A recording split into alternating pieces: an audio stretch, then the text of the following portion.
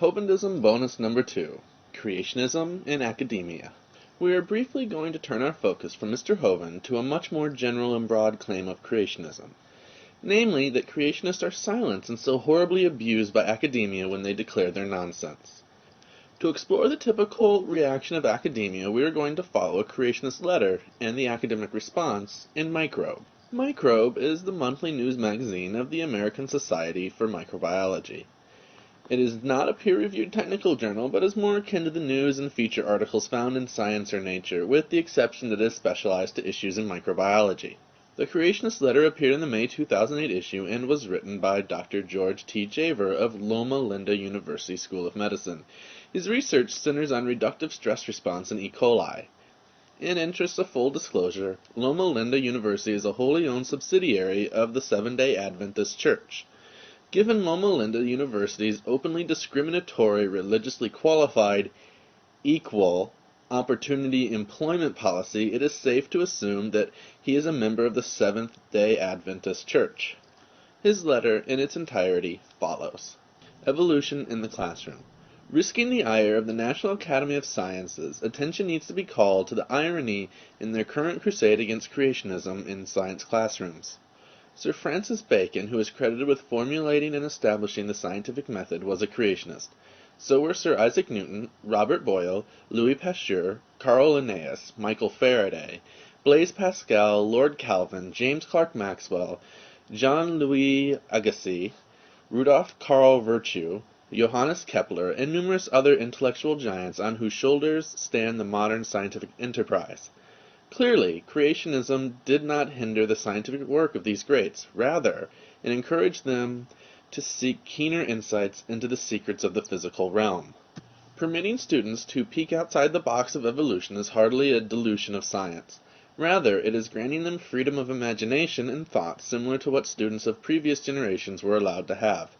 George T. Javer, Loma Linda University School of Medicine, Loma Linda, California. If you are at all familiar with our previous work, you will readily recognize Dr. Javer's entire letter as just an argument from authority, or in this case, authority. The response appeared in the July 2008 issue. It was written by Stephen K. Ferrand of the University of Illinois at Urbana-Champaign, Department of Microbiology. His research focuses on the molecular biology of the interaction between the plant pathogen Agrobacterium tumefaciens and its host. Again, in full disclosure, the University of Illinois at Urbana-Champaign is a Research 1 public university. Given the university's actual equal opportunity employment policy, his religious affiliation, if any, is unknown. His letter is likewise reproduced in its entirety. Creationism versus Evolution. Dr. Javer's letter concerning creationism versus evolution, Microbe, May 2008, page 215, uses at its premise to promote educational exposure to the latter the statement that many great scientists, including Newton, Boyle, Pasteur, and Linnaeus, were creationists. While this may be true in a loose sense of the word, the platform on which his argument is based fails on two accounts. First, Newton, Boyle, Linnaeus, Pascal, and Kepler all died before Darwin's publication of On the Origin of the Species. The concepts of biological evolution as presented by Darwin had not yet been formally proposed, and the Christian creation theory was all that they knew. Of those who were contemporaries, Pasteur, while being a strong Christian, was not a creationist in the present sense of the word. Calvin disagreed with Darwin because he thought the timeline wrong based on his calculations of the rate of cooling of the earth. But there is no evidence that Calvin philosophically disagreed with Darwin. Certainly Calvin would not have agreed with the notion that the earth is 6,000 years old.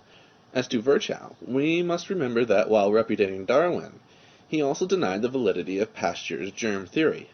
Second, that eminent scientists of their time have embraced theories later proven to be incorrect is more common than not. A compelling example, Aristotle and Ptolemy, among others, thought the earth to be the center of the universe, a cosmology believed to be absolute until Copernicus.